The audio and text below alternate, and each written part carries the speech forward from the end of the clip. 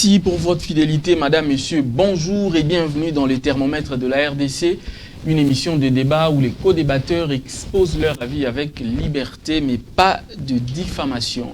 Les sujets à l'ordre du jour sont, nous allons parler du dossier Vital Kamerhe. Vous le savez tous qu'il a été évacué le dimanche dernier dans un hôpital, un centre de santé pour recevoir des soins appropriés.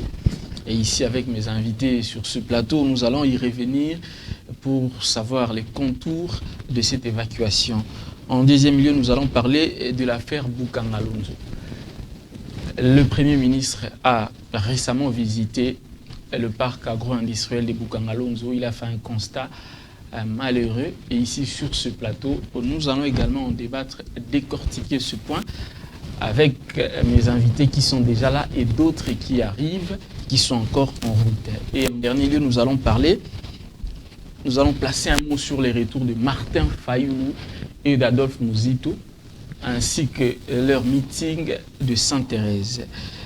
Pour en parler, nous recevons sur ce plateau Phocas Koukelemena, il est politologue de la République. Bonjour Phocas Koukelemena. Bonjour monsieur le journaliste, je salue mon co-débatteur et ceux qui vont me suivre. Merci. Voilà, juste en face de vous, nous avons maître Gédéon Kolela, lui il est analyste éclectique.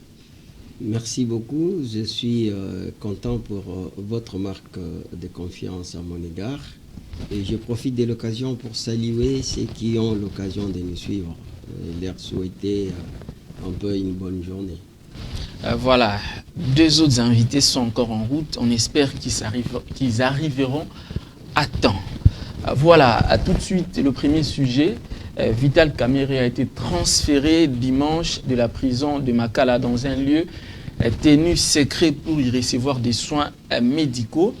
Et selon Jeune Afrique, c'est une évacuation favorisée par l'intervention de Félix Tshisekedi. Phocas Koukelemena, est-ce que vous partagez ces mêmes avis?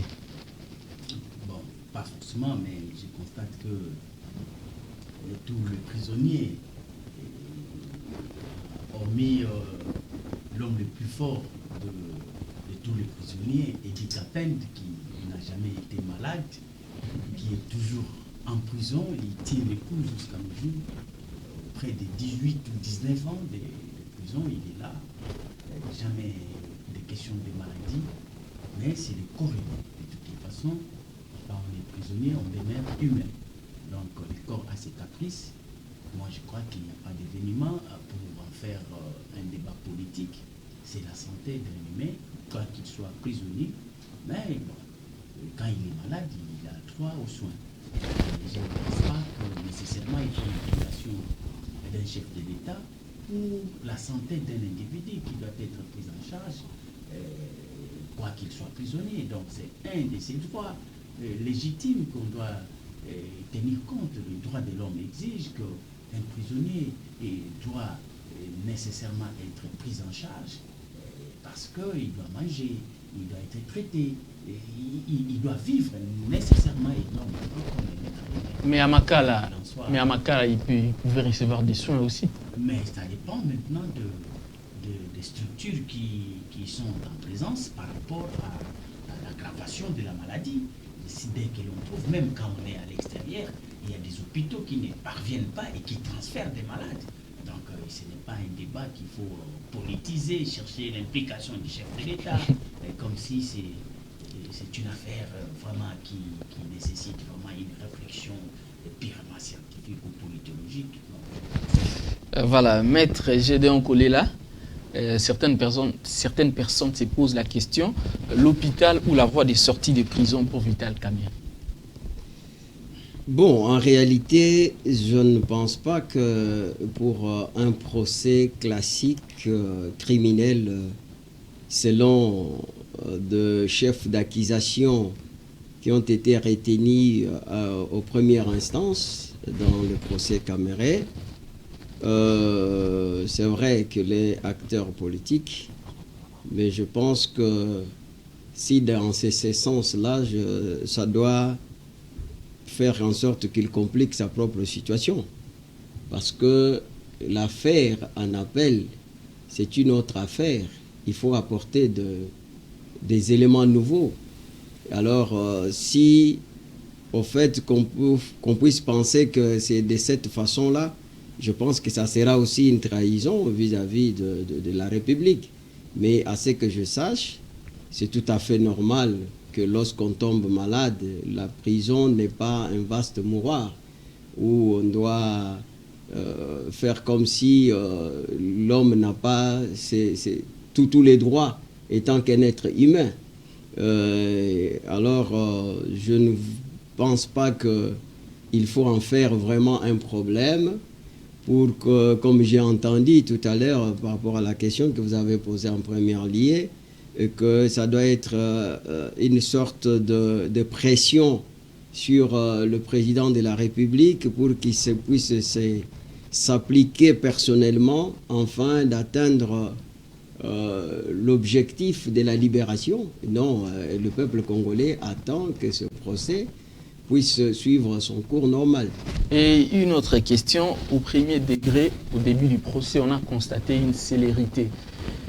Mais actuellement, en appel, on constate que des grandes juridictions où le dossier est traité, nous sommes en train d'aller de report en report. Est-ce que cela est normal? Oui, c'est tout à fait normal. Vous savez, le problème avec le procès Kamere, parce que ça a été télévisé, mais je vous dis que nous qui sommes les pratiquants du droit, parce que je suis les sangles je suis effectivement un praticien de droit, comme on nous appelle, le sangle de l'accomplissement de la justice. Donc, nous sommes les maîtres de procédure. Vous savez, qu'est-ce qu'il y a eu? Les gens doivent connaître ça parce qu'il y a toujours les débats sur la saisine du tribunal. Au premier degré, il y a eu le procès qui, en dehors de Vital Kamerhe lui-même, il y avait deux personnes autres. Il y avait Mouima et puis il y avait Jamal. Mais maintenant, à la condamnation, on a condamné Amida, qu'on a gelé, c'est bien. On a condamné Daïda. On a condamné Soraya. Il y a au moins 9 personnes qui se sont vues leurs biens gelés. C'est comme ça qu'ils ont aussi interjeté l'appel. C'est à ce niveau-là, il faut que le tribunal soit saisi au regard de toutes ces personnes. Aujourd'hui, au lieu que le procès puisse être pour 2-3 personnes, mais on se trouve en présence de 9 personnes, alors il faut régulariser la procédure. Voilà, c'est purement technique, il fallait qu'on explique ça. Mais je vois les gens veulent toujours faire tout une affaire politique. Voilà. C'est dommage. Phocas Boukelemena, pourquoi est-ce qu'on insiste sur ce dossier? Parce qu'avant Vital Kamerhe, on a connu les cas, par exemple, de Roger Ntsingui, qui a pratiqué la même tactique pour se retrouver en totale liberté. Est-ce que Kamerhe n'est pas en train de tenter là? Appeler ça péjorativement tactique, mais je considère que la santé, c'est la santé, c'est le corps humain qui a ses caprices. Même la machine, vous savez que ce n'est pas à tout moment qu'une voiture roule normalement. Je ne vais pas polémiquer là-dessus, je n'ai même pas de théorie à émettre pour les cas de la maladie. Ça me diminue un peu dans mon esprit. Je préfère ne pas trop m'attarder là-dessus. Il y a Mukuna qui, quand il était arrêté, il a présenté des maladies. Aujourd'hui, il est libéré, acquitté, donc il va sortir et puis il va continuer sa vie normalement. La plupart des cas, vous sentez qu'il y a des diomies et tout le monde, ils étaient malades en prison. Mais quand ils sont libres, ils ne vont même pas à l'hôpital. Donc moi, je n'ai pas à émettre des réflexions pareilles sur des choses qui sont de nature à ne pas me permettre à pousser loin mon intelligence. C'est qui peut me maltraiter à pouvoir cogiter. Voilà. Quand ce sont des choses banales que l'on peut voir et passer, donc ça n'appelle pas débat. Ça n'appelle pas débat. Alors, avant de passer au sujet suivant, toujours dans le même cas de Kamerhe, nous avons lu la petite déclaration de la Loucha. D'ailleurs, je vais vous lire, parce que la Loucha est en train d'ironiser est en train d'ironiser sur la santé de Vital Kamerhe. Alors, qu'est-ce qu'ils disent? Je cite, « Les Koulounes en cravate congolais ont une santé de fer lorsqu'ils sont occupés à voler les millions du trésor public. Une fois rattrapés par la justice, avocats et sympathisants alertent sur des soucis de santé. » Bon, ça engage les gens qui ont fait cette ironie. Vous avez appelé ça l'ironie. Ça peut être aussi l'hypocrisie, ça peut aussi être une lâcheté. Au fait, ici, je pense que quand il s'agit de la santé n'a pas de prix. Je pense que si c'est une manœuvre pour Vital Kamerhe, je pense que la vérité finira par triompher. Mais à ce que je sache, ce n'est pas par du fait qu'on est tombé malade qu'on ne doit pas être jugé. J'ai suivi un avocat, l'un de ces avocats qui dit que non, lorsqu'on est malade, on ne peut pas être jugé. Mais nous avons des cas précédents où on a vu Franck Diongo sur les lits, on lui posait des questions. C'est vrai que c'était inhumain, mais je pense que c'est tout à fait normal.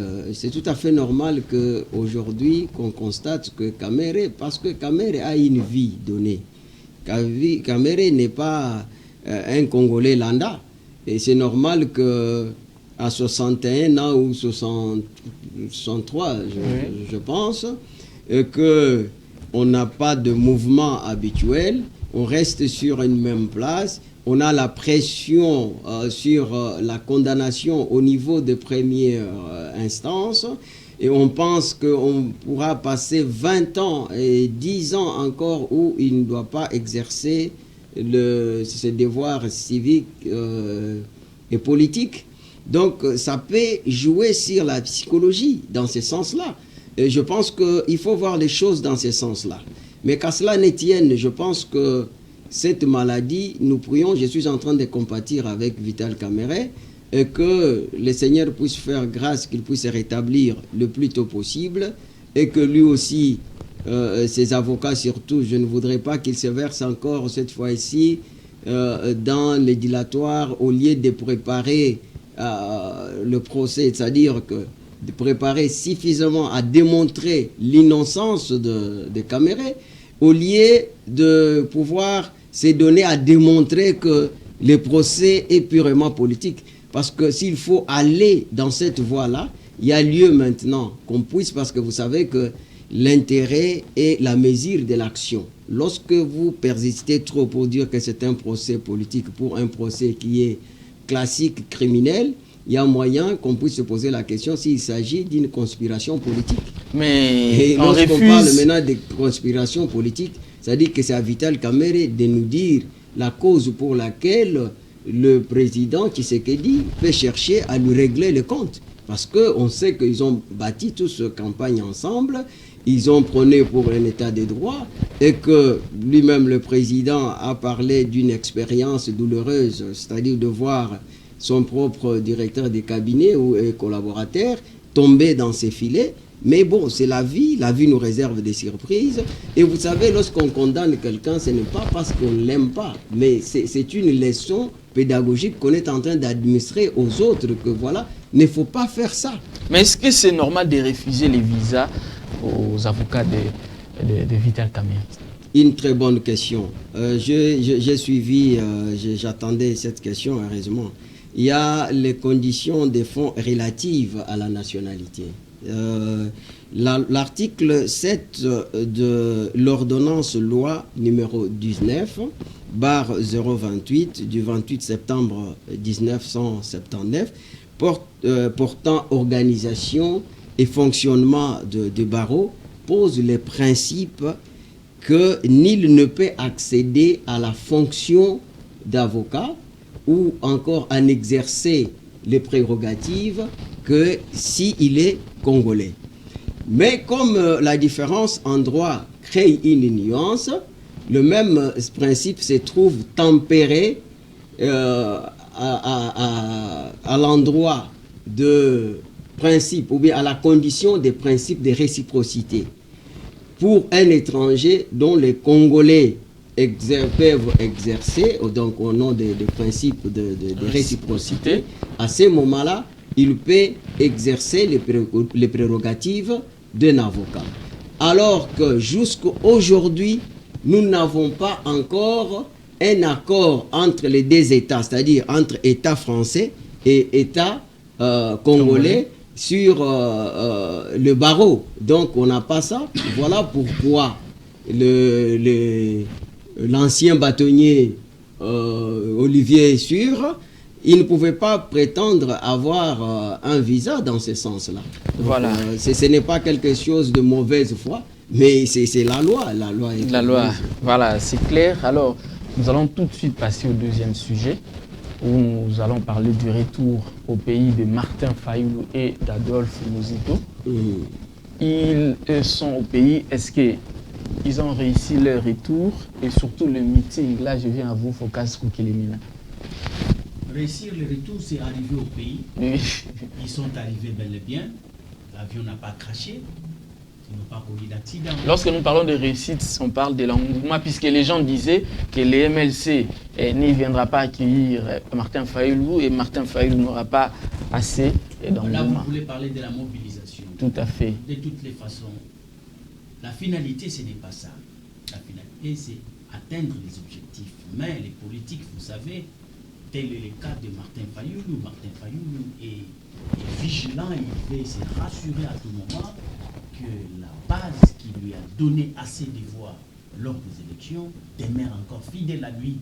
Et parce que c'est un opposant, c'est la rue qui l'intéresse, et ce sont des opportunités pareilles et qui sont de nature à pouvoir tester cette adhésion, cette sympathie autour de sa personnalité.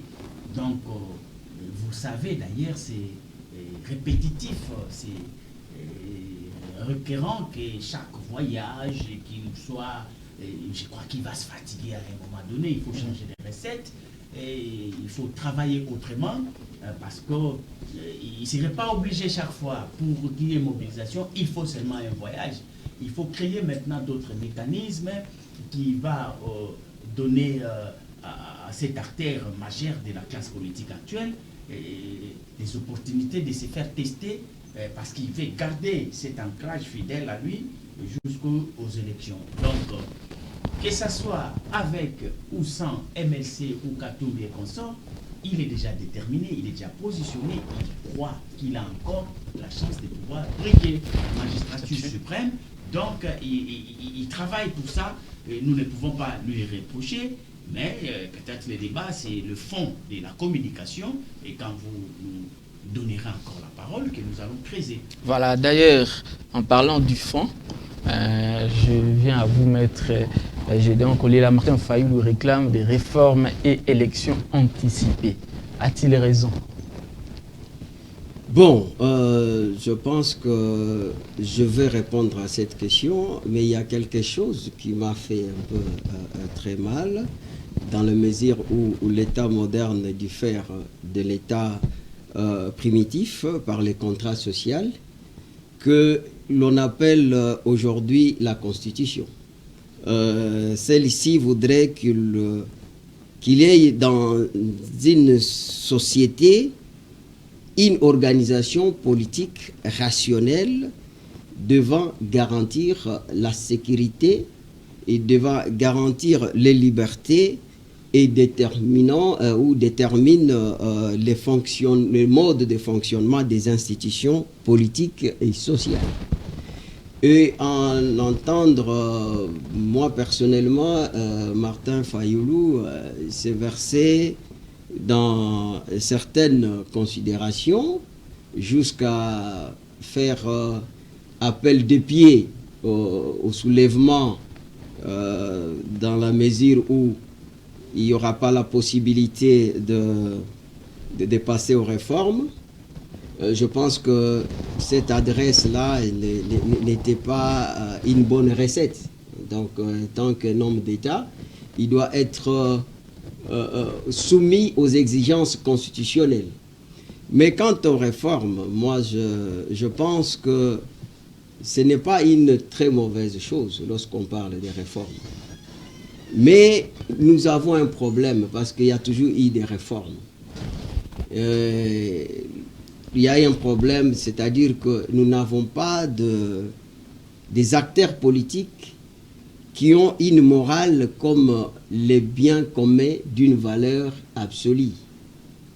On peut avoir toutes les réformes du monde entier, mais si l'homme congolais, qui est une capitale humaine, n'est pas valorisé, le même cause risque de produire le même effet.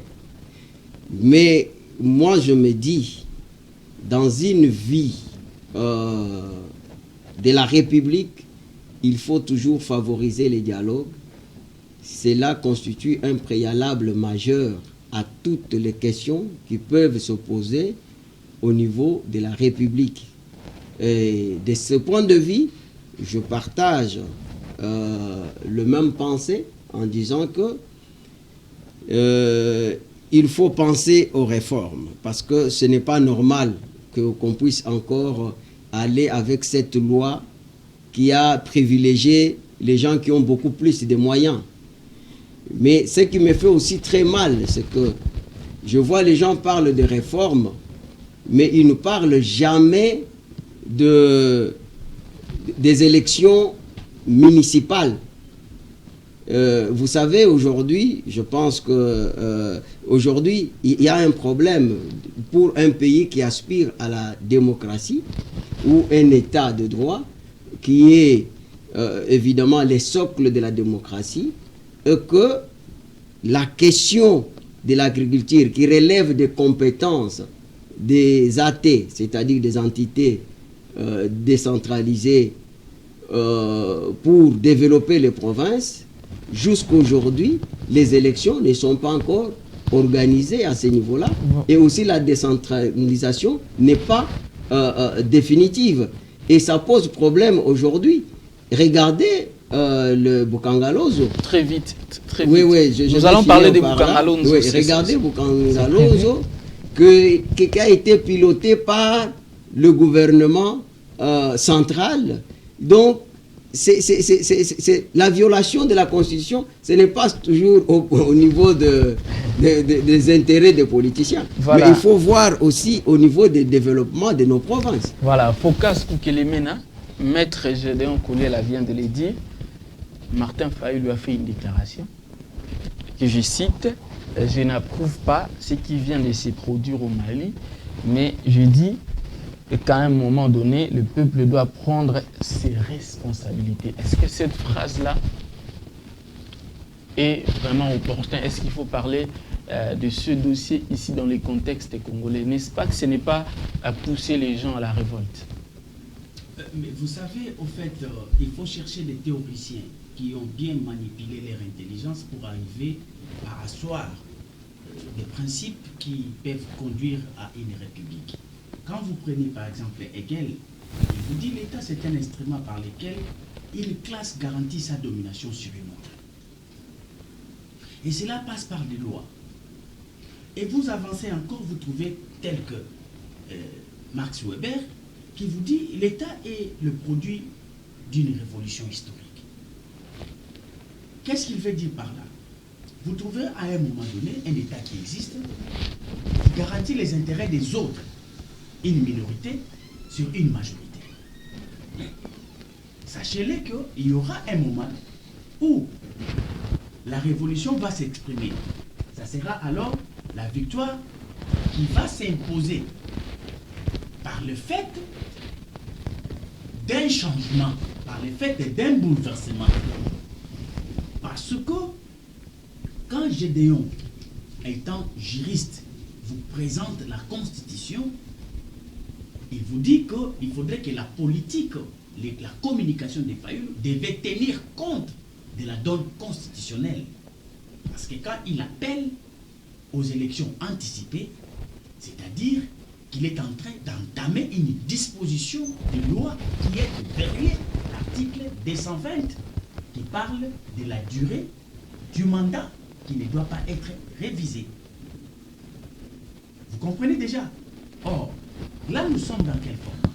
Nous sommes déjà dans le format du changement de la Constitution.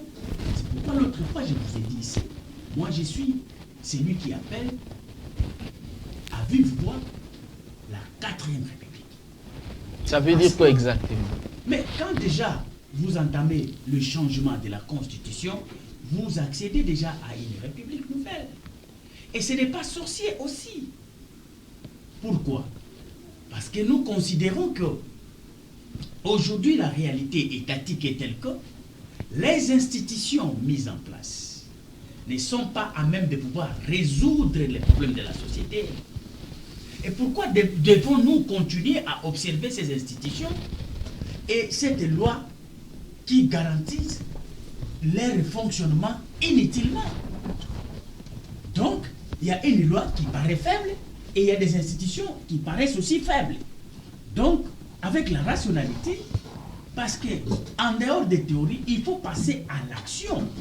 Nous ne pouvons pas considérer que nous sommes intelligents dans une société où ni notre loi, ni nos institutions jouent un rôle. Voilà, Martin Fayulu dit encore... Il faut désacraliser cette constitution. S'il vous plaît, Martin Fayulu dit encore, il poursuit, il dit que si rien n'est fait sur la voie des réformes, dans les prochaines semaines, ils vont tous assiéger le palais du peuple. Il est sur l'article 64.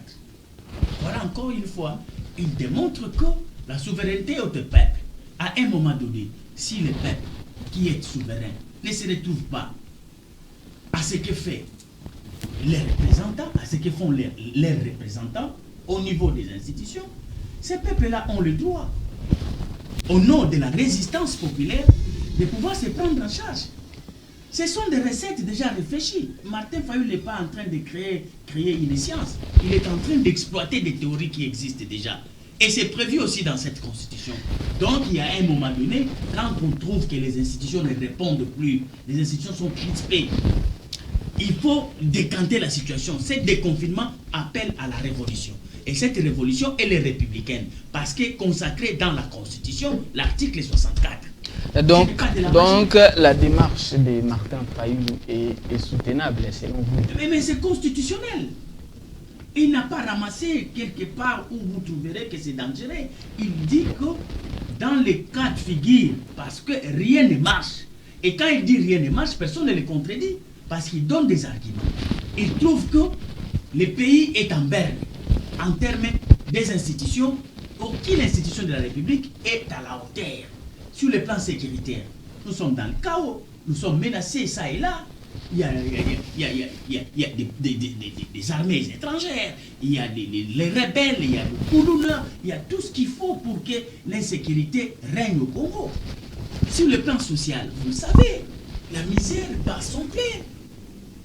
Les affaires sociales, je ne sais pas ces ministères si ça existe. Le ministère de l'économie, nous ne savons pas si ça existe. Ministère d'enseignement et consorts, ministère de santé. Donc, on ne sait pas si les institutions existent. Et si ça existait, c'est parce qu'il y a des gens qui sont détenteurs des postes là-bas, qui touchent leur salaire. Mais les prérogatives de leur fonction n'est pas au rendez-vous. C'est ça les blocages que nous avons. Mais pourquoi nous devons continuer à observer ces institutions? Pourquoi nous devons continuer à observer ces artères? Parce que je crois que l'État doit être au centre de l'intérêt général. Mais dès lors qu'une majorité ne se retrouve pas, ne s'identifie pas dans le fonctionnement des institutions, une majorité ne s'identifie pas à leurs représentants, ce qu'ils ont demandé aux représentants, c'est autre chose, mais les représentants leur présentent autre chose. Là, il n'y a pas de dévabilité, il y a rupture, il y a cassure. Donc, qu'est-ce qu'il faut aller? Il faut appliquer les principes. Parce que quand on a créé l'État, les savants qui ont créé l'État, ils ont donné des recettes, ils ont donné des modus operandi pour le fonctionnement de l'État à tous les niveaux. La parole doit circuler. Alors, pour que la parole tourne, il faudrait savoir que pour ce qui est des réformes, ce n'est pas seulement Martin Fayulu qui est en train de vouloir les réformes. Moi, je suis en train de vouloir les réformes.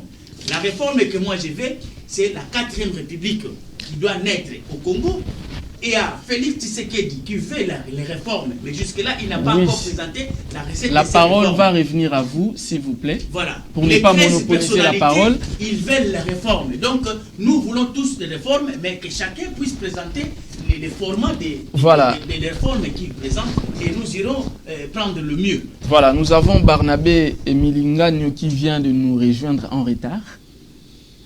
Merci beaucoup. Voilà, alors je vous pose la même question puisque nous parlons ici du retour de Martin Fayulu et d'Adolphe Muzito. Et Martin Fayulu réclame des réformes et des élections anticipées. Est-ce que Martin Fayulu a raison de penser ainsi? Bon, moi je voudrais d'abord féliciter nos amis qui ont gardé la Mouka. Vous avez Pengue, vous avez Alain Bolodjoa, vous avez les maîtres Steve Kivuata. Blanchard Mangomba. Blanchard, d'ailleurs c'est lui qui m'a ramené tout à l'heure. Ils sont nombreux qui ont quand même maintenu le bateau à flot, il faut les féliciter. J'ai aussi déploré de voir que le mandat de Muzito est passé sous Corona. Donc il n'a pas mis en application tout ce qu'il nous avait promis. Mais j'attends quand même sa conférence de presse parce que la communication politique de Fayulu, moi, ça me pose problème. Dans quelle mesure? Bon, je trouve qu'il ne va pas au bout de ses idées. Parce que vous êtes le président et vous considérez qu'on ne gère pas bien, hein, rien ne marche ici. Au lieu de faire des propositions pour arrêter cette hémorragie dont lui dénonce, il se limite à des propositions faibles. Il dit qu'il faut des réformes, mais s'il n'y a pas de réformes, il faut aller à l'Assemblée nationale. Lui, il est président élu. Comment est-ce qu'il va aller s'asseoir à l'Assemblée? Cette histoire de président élu existe jusqu'à aujourd'hui. Bon, vous savez, Kofi s'est donné tous les noms, Papa Wemba s'est donné aussi tous les noms. On peut lui aussi lui donner le nom de président élu. Donc, aller à l'Assemblée nationale, c'est une faible proposition à ce niveau. Et puis, il se rétracte devant les gens, il dit non, je ne propose pas Mali. Mais qu'est-ce qu'il faut à ce niveau si aller à l'Assemblée nationale n'est plus à la mode? Vous savez, j'ai suivi Focas, que j'aime beaucoup, que je félicite. Est-ce que ces pays, on doit encore proposer? Nous avons 229 articles dans notre Constitution. Chaque article est pertinent. Les concertations de 2013 nous ont donné 419 recommandations. Nous avons des lois. On réforme chaque jour, mon frère. On était à la CI pour passer à la CENI. C'est une réforme. Nous étions à une seule nationalité, on est passé à double nationalité. Nous étions à 2 tours, on est passé à 1 tour. Il faut encore revenir à 2 tours. Il n'y a plus rien à proposer en réalité. Il n'y a plus rien à proposer. Le problème ici, c'est l'égoïsme, c'est le tribalisme, c'est le type digestif. Chacun de nous voudrait se positionner pour manger. C'est tout. Même eux, ils ne proposent rien pour le peuple congolais. Voilà, Maître Kolela, avant de passer au dossier Boukangalonzo, puisque nous en parlait, c'est prévu. Maître Kolela, Martin Fayulu promet d'assiéger, lui et ses militants, bien entendu, d'assiéger le Parlement au cas où l'on n'accède pas à sa demande, à sa proposition de réformer la CENI et des élections anticipées. Vous savez, parfois je suis partagé entre l'indignation et l'indifférence au regard des propos de Martin Fayulu. Vous savez, je suivis religieusement mon co-débatteur. Vous savez qu'on ne peut pas passer tout le temps de discuter sur les notions de la légitimité, de la légalité, qui constituent une vieille matière, qui constitue en fait des matières d'un vieux débat. Parce que ce n'est pas parce que vous n'avez pas été proclamé candidat élu ou non que vous puissiez accepter de vous verser dans une sorte de pyromanie intellectuelle, adopter l'attitude de Caligula pour jeter un feu sur la commune ou notre commune qui est notre nation congolaise. Qu'est-ce que je voulais dire par là? Je pense qu'il est important que nous puissions interroger notre histoire. Parce que à un moment, lorsque la société ne va pas, il est de bonne loi de faire un bon arrière, interroger notre passé. Le passé, c'est notre livre, il faut le lire. Le passé, c'est notre miroir, il faut la regarder. C'est-à-dire que il faut voir si les révolutions dont on parle ici, dans notre pays, nous a amené à quelle recette. Parce que vous souvenez que le président Kasavubu n'a pas fini son mandat. Il y a eu effectivement une sorte de révolution avec Mobutu. Mais où est-ce que ça nous a amené? De même, au moment où il y avait des tiraillements entre M. Tshisekedi et Mobutu, nous avons vu M. Mouzé Laurent Désiré Kabila qui est venu que à la grande folie et l'immense espoir qui avait prédominé les Congolais, ils se sont vus succéder à une allure vertigineuse et qu'aujourd'hui, nous déplorons que nous sommes même infiltrés jusqu'au sommet de l'État. Vous savez que dans ce pays, il y a eu des généraux étrangers qui ont été nommés comme les généraux de corps armés. Bon, ça c'est un dossier qui n'est pas à l'ordre du jour, bien entendu. Si... Non, je voudrais dire que on sait quand est-ce que la révolution peut commencer, mais on ne sait pas comment ça va finir. Peut-être ça peut emporter celui-là qui prétend avoir une légitimité incontestable. Parce que la légitimité fait toujours débat. Parce que l'on peut parler de la légitimité. Mais dès lors que nous sommes un État moderne qui a accepté par la voie référendaire une constitution ou encore le pacte social, c'est-à-dire qu'il n'y a pas la légitimité en dehors des institutions. Maintenant, vous posez la question de savoir... Pour aller pour chuter. Oui, vous avez posé la question de savoir... Martin Fayoulou, il promet d'assiéger le Parlement avec ses militants au cas où on n'accède pas à sa demande. Il demande la réforme et puis les élections anticipées. Vous savez, moi, je vous ai dit que je ne voudrais pas parler des réformes. Effectivement, il nous faut des réformes. Parce que moi, je cherchais tout à l'heure la Constitution. Je suis contre l'article 217, où le Congo a accepté de concéder une partie de son territoire au nom de la paix africaine.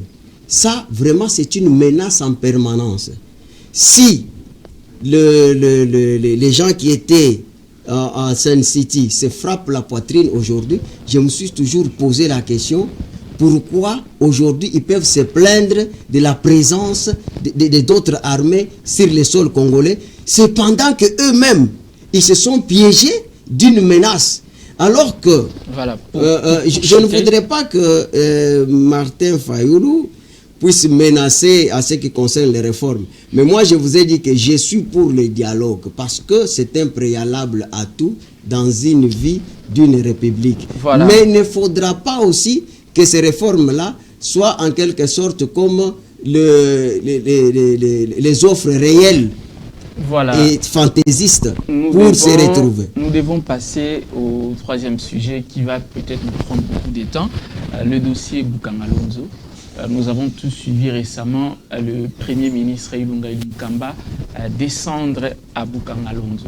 Alors, je vais d'abord donner la parole à Phocas Kukelemena, ensuite Barnabé va aussi prendre la parole. Phocas Kukelemena, le Premier ministre Ilunga Ilunkamba a visité Boukangalonzo, où quasiment tout est à l'arrêt. Très bien. Ok. Vous savez, je vais répondre rapidement et je vais... dans vos minutes... Dans mes minutes, voilà. s'il vous plaît. Maître Gédéon doit savoir que la légitimité, soit-elle, c'est un produit périssable. Vous pouvez être élu légitime, mais au cours du mandat, vous perdez votre légitimité. C'est dynamique. Voilà, c'est dynamique. Oui. Donc, la thématique de la légitimité est en rapport avec le dynamisme dans les politiques publiques. Vous êtes légitime, mais vous êtes légitime pour résoudre les problèmes des citoyens. Mais quand vous ne résolvez pas les problèmes des citoyens, quoi que vous soyez dans les institutions, sachez-les que votre légitimité est mise en doute. Parce que vous n'êtes pas à mesure de pouvoir répondre aux desiderata populaires en tant qu'un représentant. Donc, nous voulons dire ceci, que pour moi je propose, j'ai une recette. Et d'ailleurs, nous allons parler de Bukangalozo. Vous allez voir qu'il est nécessaire aujourd'hui. Barnabé m'a mis de l'eau au moulin pour dire, voilà, il y a eu 419 recommandations. Lors de quoi? Lors d'un dialogue. Est-ce que cela a eu corps? Je dis non. Donc même le dialogue que vous proposez, ce n'est pas une recette nouvelle. Vous festigez les révolutions. Or, les révolutions n'est pas diabolique. Une révolution n'est pas diabolique. Une révolution, en fait, c'est quoi? J'ai cherché à rendre mieux une situation dans un État. Quand vous êtes dans une configuration de blocage telle que nous sommes, les institutions ne sont pas à même de pouvoir se décrisper pour résoudre les problèmes. Les seuls mécanismes qui restent, c'est la révolution. Voilà, passons. C'est pourquoi je veux la révolution? Parce que dans mon esprit, dans mes recherches, dans mon étude, je voulais entamer l'article 220 dans son passage de la marque républicaine que nous avons en termes des institutions de la République. Moi, je veux qu'à la place du Sénat, que nous puissions mettre une autre institution. C'est cette institution que j'appelle Chambre de péréquation stratégique pour le développement. Pourquoi? Vous n'avez plus qu'une minute. J'appelle maintenant donc, la si chambre là. épuisez, La chambre là vient à exactement pour répondre à la question de Bukangalozo. Parce que nous avons des institutions qui légifèrent des lois. Nous avons une constitution qui existe pour réguler les fonctionnements des institutions. Mais nous n'avons pas une institution du savant. Nous n'avons pas une institution du génie. C'est pourquoi nous devons créer cette institution du génie. Pour que les projets tels que Bukangalozo révèle l'intelligence du Congolais pour solliciter la suffisance alimentaire. Or, ça doit être un programme national pour le développement qui doit être pérennisé. Que chaque gouvernement, chaque régime qui entre puisse se servir de ces programmes-là pour son accomplissement.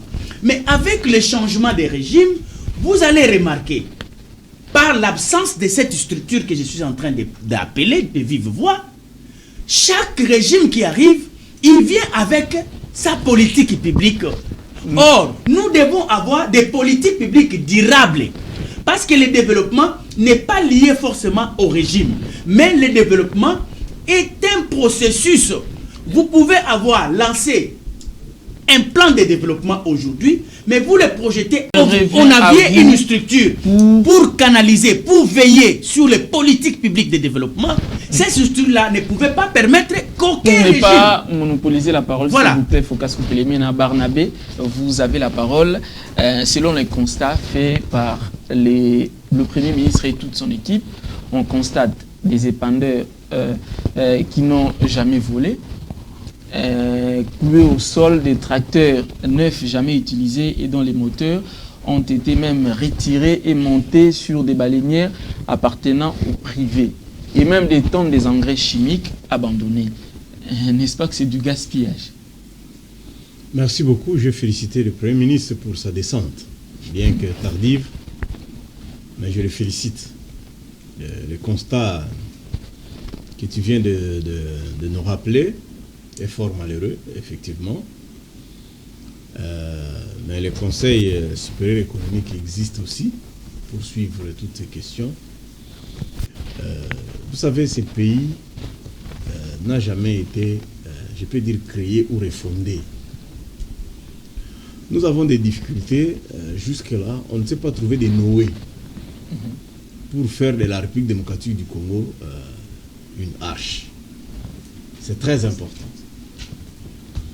Pour le rappel historique, lorsque nous accédons à l'indépendance, il n'y avait que 14 intellectuels, il n'y avait pas d'officiers militaires.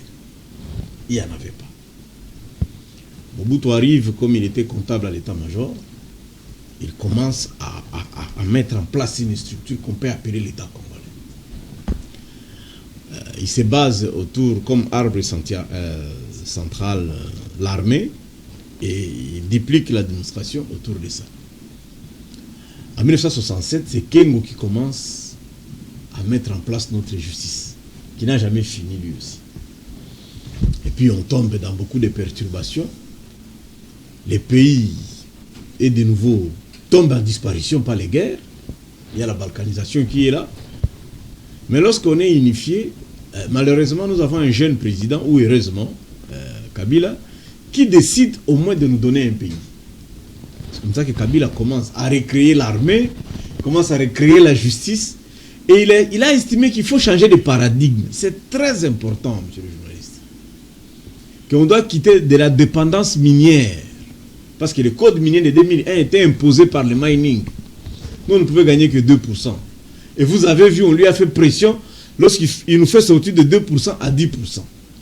Il nous dit, tournons vers l'agriculture, en commençant par lui-même. Donc, je ne condamne pas ce que Foucault vient de dire que le ministre des Sports fait les champs. Non. Le président de la République lui-même n'a pas acheté de villas en Europe. Il a choisi d'avoir des champs. Aujourd'hui, c'est devenu une fierté nationale. Tout acteur politique au moins a un champ. C'est très bien. Mais la République démocratique du Congo n'a pas de champs.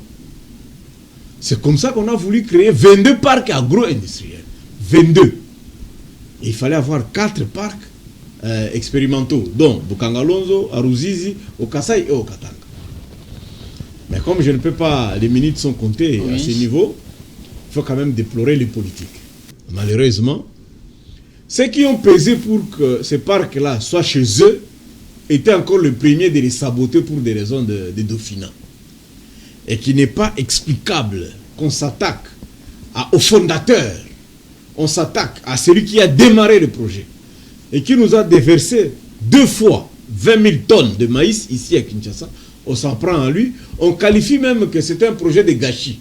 Et même le ministre sectoriel a dit il n'y a pas d'amour. Comme si lui, il avait un appareil pour mesurer son amour à lui, qui est ministre sectoriel. Le ministre du Développement Rural. Curieusement, celui qui est là, je ne sais pas s'il a quel appareil pour dire que lui, il a l'amour du Congo plus que tout le monde. Et je termine en disant, après Matata, ça c'est de lui qu'il s'agit, nous avons eu d'autres premiers ministres. Ce ministre de l'Agriculture qui a l'appareil de l'amour du Congo, est-ce qu'il peut nous dire les degrés de l'amour du Congo par rapport à ces parcs agro-industriels où tout est neuf, abandonné pour Sami Badibanga, pour Tchibala et pour Ilunga? Non. Et une question, Ilunga est de la même famille politique qu'Augustin Matata Ponyo. Mais pourquoi est-ce qu'on a comme l'impression que tout le monde s'acharne sur Augustin Matata Ponyo? Apparemment, les attaques viennent de sa propre famille politique. D'abord, ils gaspillent leurs munitions. En principe, lorsque vous attaquez... Pardon, c'est sur Kabila que vous injuriez.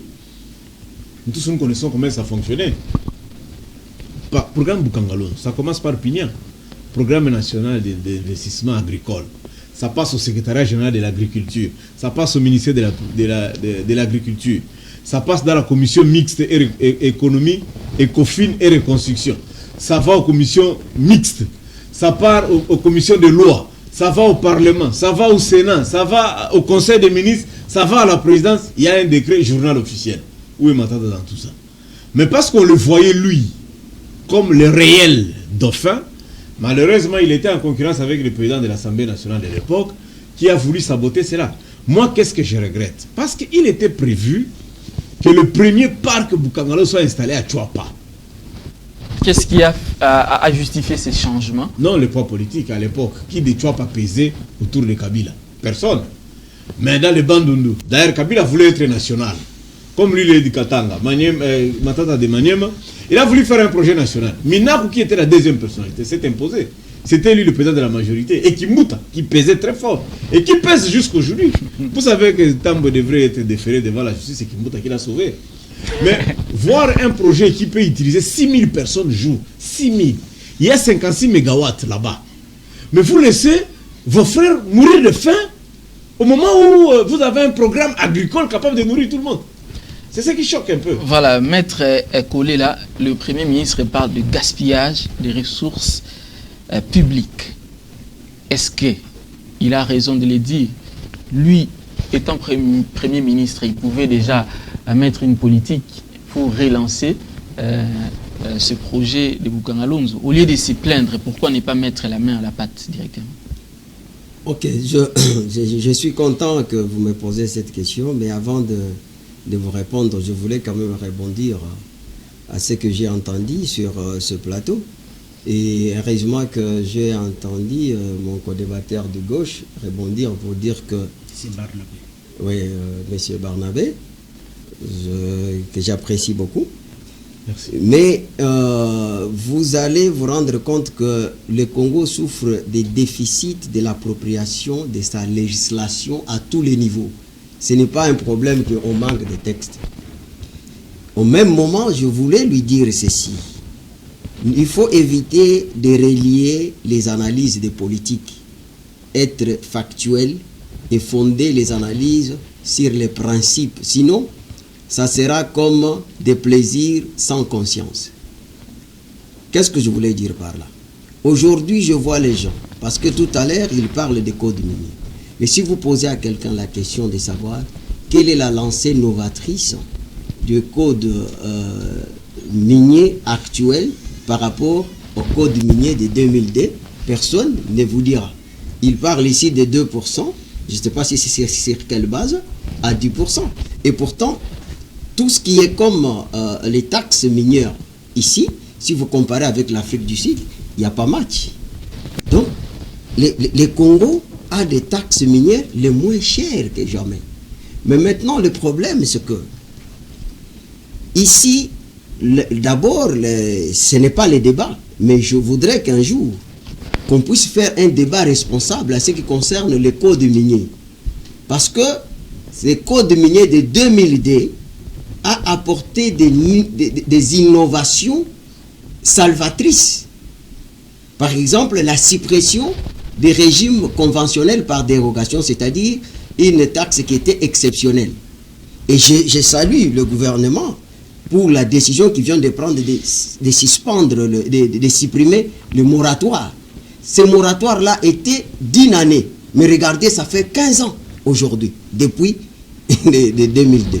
Oui. Et vous voyez, lorsque les gens font d'une loi un élément de négociation, les gens vont vous dire tout à l'heure, non, voilà, quand vous leur demandez le contenu de lancée novatrice des codes miniers, ils ne vous disent rien. Je dis c'est purement technique, ce sont des matières de mon domaine de prédilection, mais je voudrais seulement me servir pour vous dire que Bokanga Lonzo, je voulais rester légaliste. C'est-à-dire quoi? C'est-à-dire que, vous savez, il faut faire une bonne chose d'une bonne manière.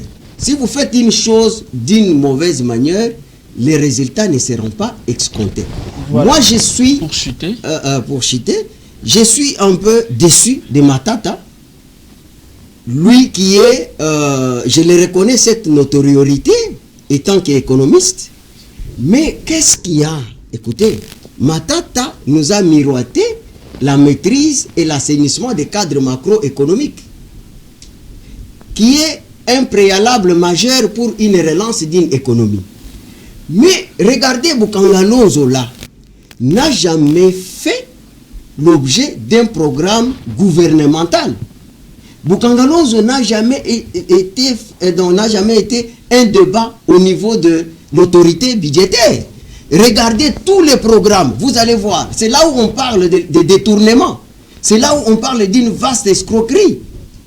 Et puis, je vous ai dit ici, en principe, la province de Bandundu devrait profiter, c'est pourquoi je vous ai dit que les gens qui parlent de réformes, je regrette parce que personne ne parle des élections au niveau municipal, parce que la compétence de l'agriculture relève des ATD, oui. Donc des entités décentralisées. Des millions de dollars.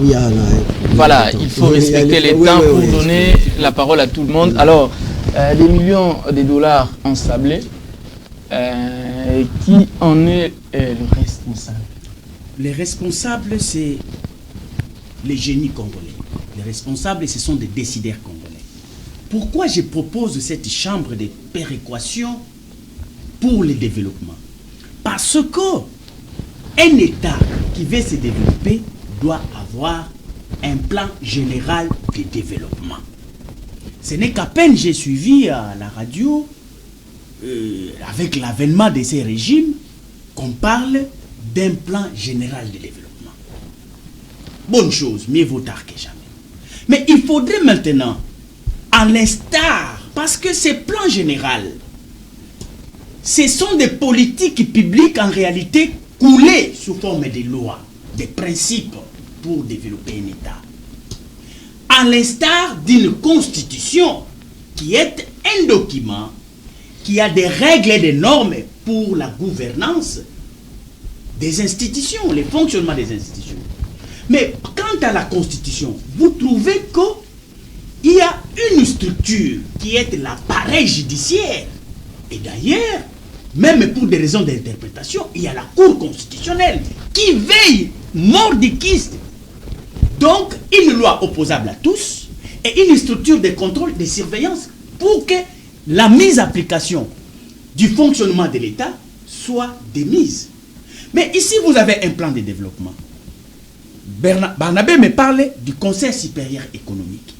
Mais qui compose cet organe?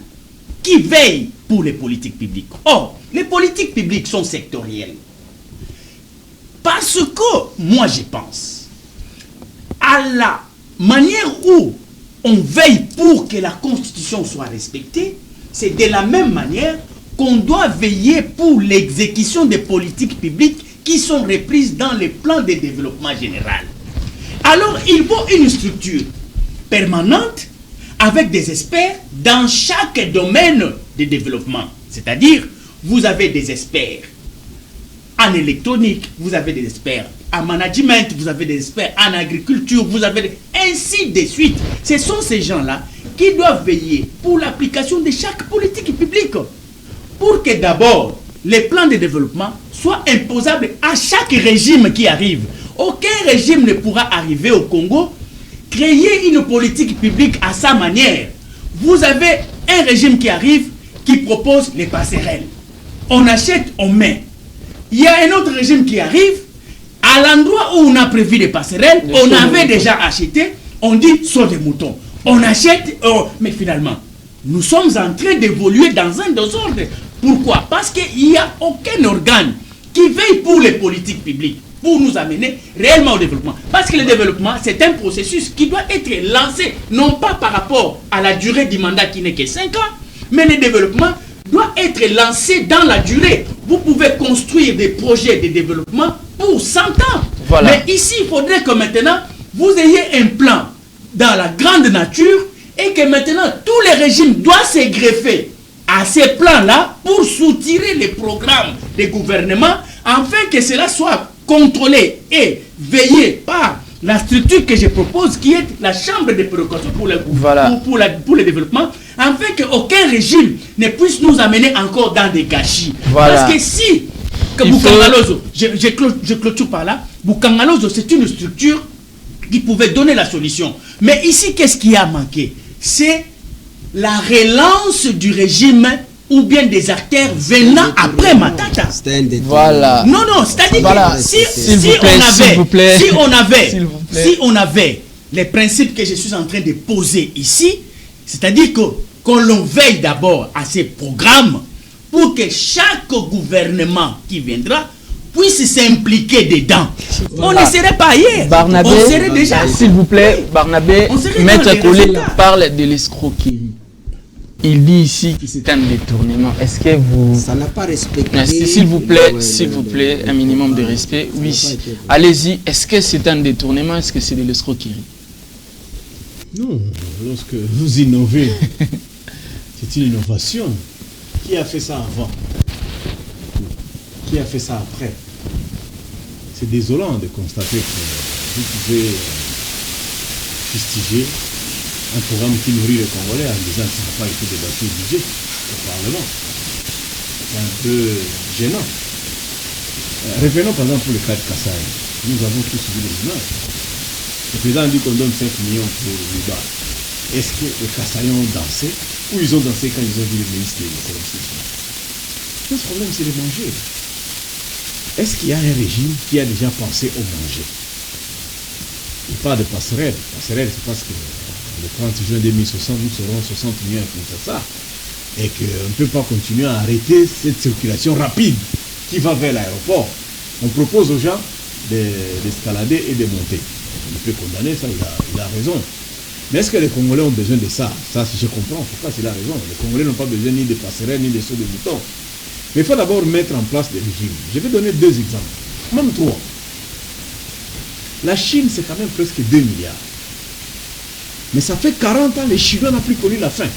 Il y a 40 ans, le tout dernier Chinois qui a eu faim, ça date de 40 ans. Ces pays-là ont d'abord poussé les Chinois à manger. Et c'est en mangeant qu'ils ont totalement oublié et ils ont commencé à réfléchir sur le développement et concurrencer les États-Unis. Museveni, s'il est au pouvoir jusqu'aujourd'hui, parce que 20 litres de lait à Kampala, ça coûte 2 dollars. C'est-à-dire que tu as 20 litres, un bidon de 20 litres, tu mets dans votre congélateur. À 2 dollars, tu consommes ça un mois. Au Burundi de Tunisie, il n'y avait ni ACER, ni PNMLS, il n'y avait aucun organisme. Il a chassé tout le monde. Tout le monde mange. Tu ne peux pas exporter au monde. Tu ne peux pas sortir avec un kilo de local. Pourquoi? Il a voulu que le Burundais mange d'abord. Nous aussi, nous crions le peuple d'abord. Le peuple d'abord, c'est nous, ni sur les boutons, ni de tout, ni pas. C'est d'abord nous. Mon frère, si tu mets du Bangalore, tous les indicateurs d'analyse, les instruments d'analyse, SOP, PESTEL, arithmétique, tu peux soumettre le Bangalore sur n'importe quel instrument d'analyse, Bangalore c'est un bon projet. Un bon projet, mais qui n'est pas concret.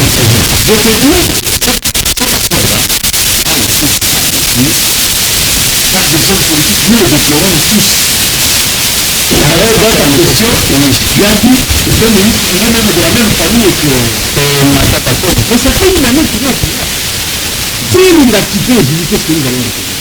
Dans 4 ans, parce que Matata est quand même parti, ça fait presque 5 ans maintenant.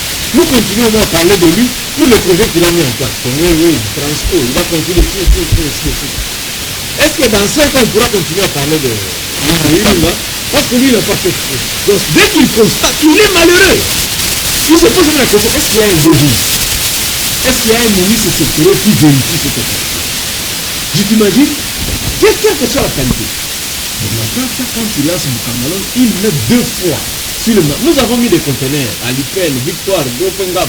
Nous tous, 20 000 tonnes fois 2. Service national ne vient de mettre que 5 000 tonnes. Service national, 5 000. Mais lui, il a fait 20 000.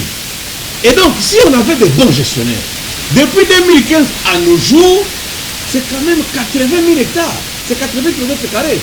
Donc, si c'était exploité en toute totalité, il n'y aurait pas de débat. Et puis, deuxième élément, c'était quand même, on devrait mettre 4 parcs expérimentaux. Ruzizi, Katanga et Okasai. Parce qu'il est prévu 22 parcs sur toutes les familles. Pratiquement dans chaque province. Si le Premier ministre qui était là, je rappelle ici, que Tchibala a quand même fait longtemps. Oui, il a organisé les élections. Mais il avait 2 missions. Élections et les sociales. S'il pouvait ne fût qu'implanter un autre parc, on appellerait ça peut-être parc Tchibala. Si Sami Badibanga avait fait un autre parc, on appellerait ça parc Sami. Ilunga, s'il faisait aussi un autre parc. Même Fachi. Pourquoi ne pas faire autant de ces parcs-là où on aurait un parc pour les riz, pour les pommes de terre, tout le monde fait tuer. Oh, l'homme de crevette rouge, oh, il a détourné, oh, il n'a pas été au Parlement. Bon, ceux qui étaient au Parlement là, on sait quoi. Parce que même la maman du Parlement nous présente le pain. Au Parlement là, on vote le budget. Il va aller s'asseoir là pour faire quoi? Voilà, la parole doit tourner encore pour la dernière fois avant de clôturer. Maître Jean Kolela, apparemment vous n'êtes pas d'accord avec l'analyse de M. Barnabé. Mais selon vous, ce projet a été embâché. Non, je ne suis pas contre lui, mais je constate juste que c'est un fanatique. Il est venu faire la publicité. Parce que un peu d'élégance, s'il vous plaît, maître. Un peu d'élégance sur le plateau. Si vous pouvez retirer, s'il vous plaît. Si vous pouvez retirer. Si ces mots-là. C'est la deuxième fois qu'on fait débat avec toi. Ici, moi, je parle. J'ai dit ceci. S'il vous plaît. Est-ce que vous pouvez. Est-ce que c'est dans mon temps? Est-ce que c'est dans mon temps? S'il vous plaît. Je vais concéder mes dernières minutes. Excusez-moi. Moi, ici, tout ce que je parle est retraçable. Vous pouvez retracer. Je ne raconte pas des. C'est pas. J'ai dit des chiffres que vous pouvez retracer dans les institutions. Voilà. Maître, s'il vous plaît, est-ce que vous pouvez retenir pour l'élégance sur le plateau? Non, moi je ne suis pas d'accord. J'ai dit que je les respecte beaucoup, mais je voudrais, si ça va déranger, on va arrêter. D'accord. C'est pas l'élégance, voilà. C'est pas l'élégance.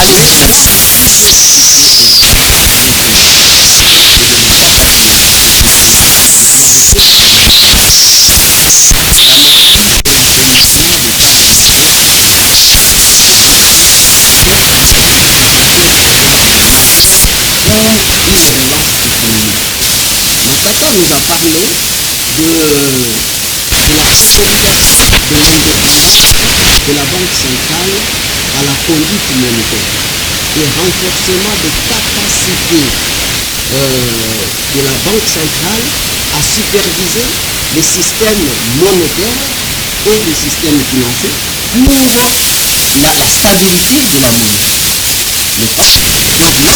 Et lui d'ailleurs,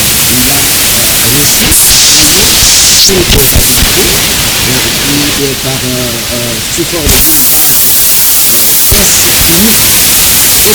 il ne faudra pas que Matata puisse faire un programme, plutôt faire un projet qui n'est pas inscrit dans son programme budgétaire.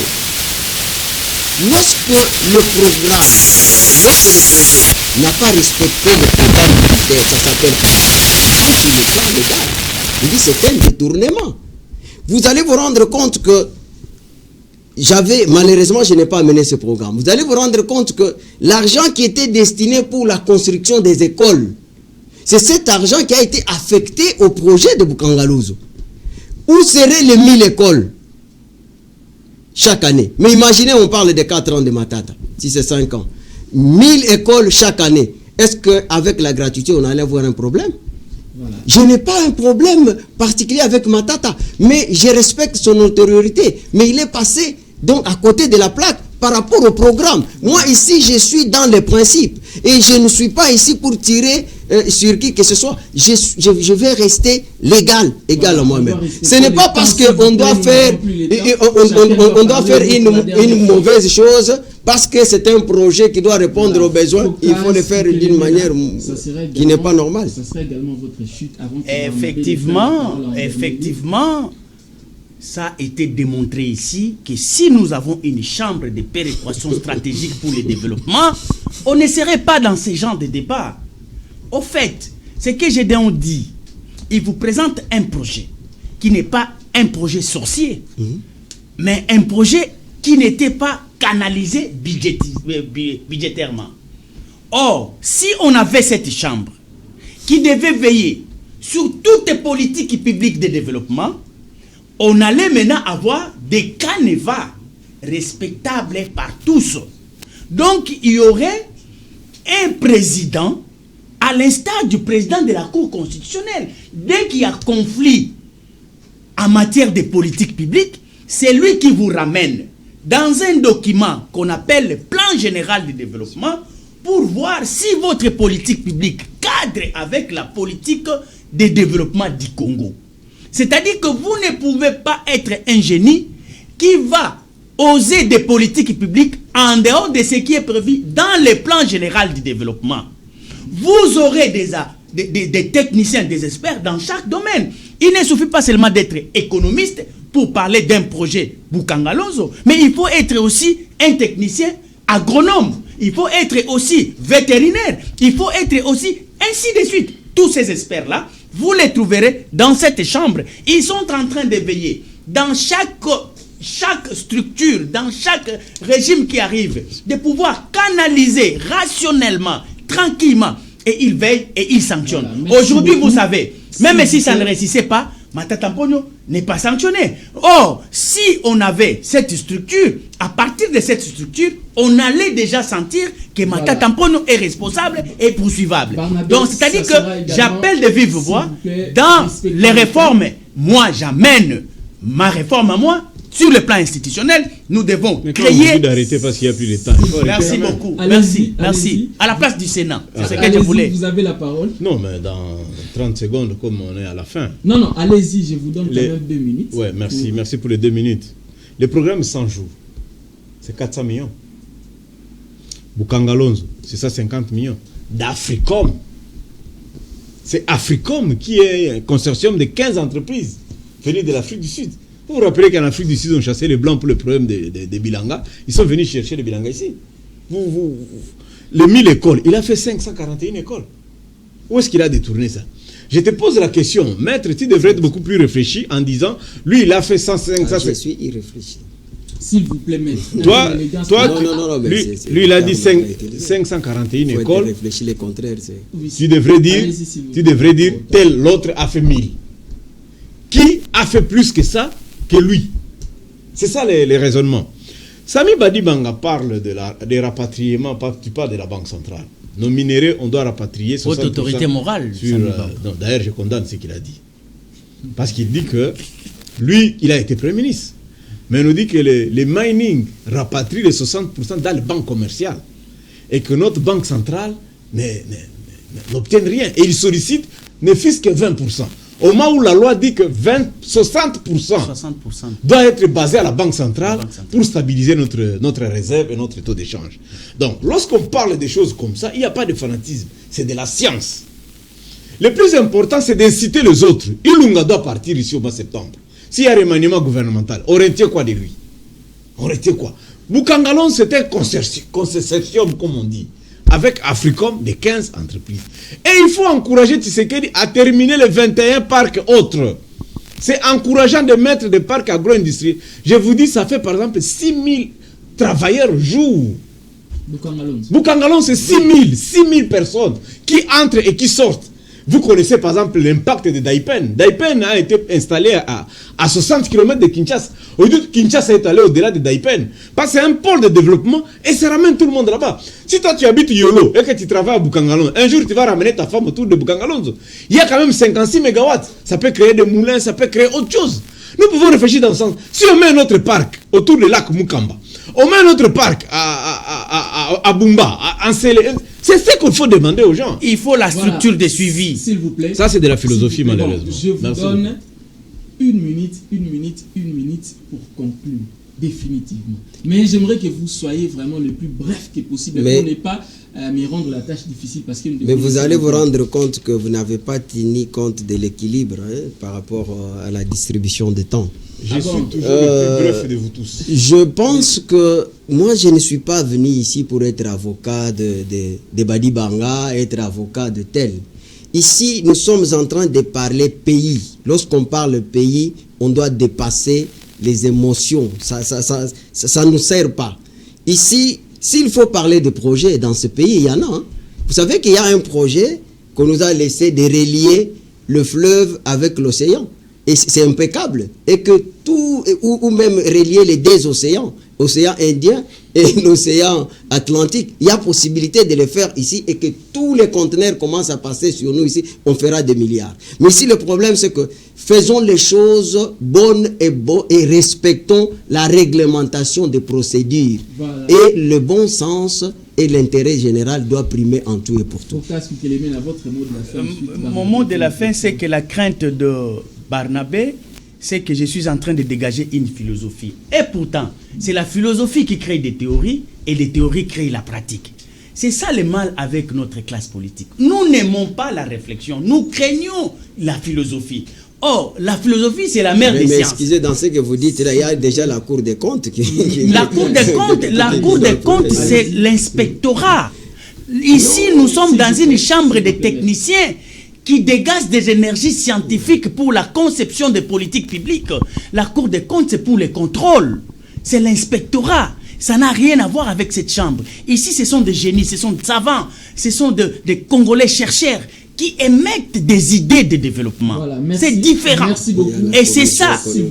La commission économique, elle est là depuis qu'elle existe. Est-ce que vous sentez cette commission économique en train de veiller sur les politiques publiques? Allez-y. Ça prendra 100 personnes ou 100. Je présente ça sur le format du Sénat. Donc, c'est-à-dire que, s'il vous plaît, je clôt le débat. J'ai dit, c'est sur le format du Sénat. Vous prenez 100 individus, vous fermez les FENA pour que ça ne soit pas budgétivore. Voilà, nous continuons avec le même dépense, mais nous amenons la nouveauté, c'est que nous avons un espace de génie et de savants pour la production des idées. Bon, allez-y. Vous savez, merci beaucoup. Il y a une commission économique au Parlement. Commission ne répondez pas. Vous ne changez pas. Il y a déjà une commission ECOFIN au Parlement. Mais ça ne répondez pas. Ne répondez pas. Ça prend 100 personnes. Allez-y. Vous avez une commission économique au gouvernement. Au Sénat et partout. Je vous ai déjà dit, nous avons déjà toutes les lois possibles. Oui. Appliquons d'abord.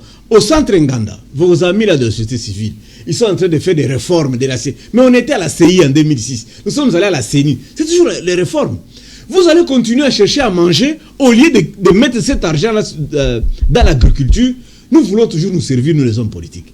Nous avons été le 30 juin pour la politique. On n'a jamais fait l'économie, on n'a jamais fait le culturel. Il est temps de revenir sur le 22 parc agro-industriel, ce qui n'est pas du fanatisme. Voilà, merci beaucoup. Merci à vous, les co-débatteurs, pour ce débat. Merci également à l'équipe technique. Je vous retrouve demain à la même heure avec d'autres invités avec le même plaisir. Au revoir.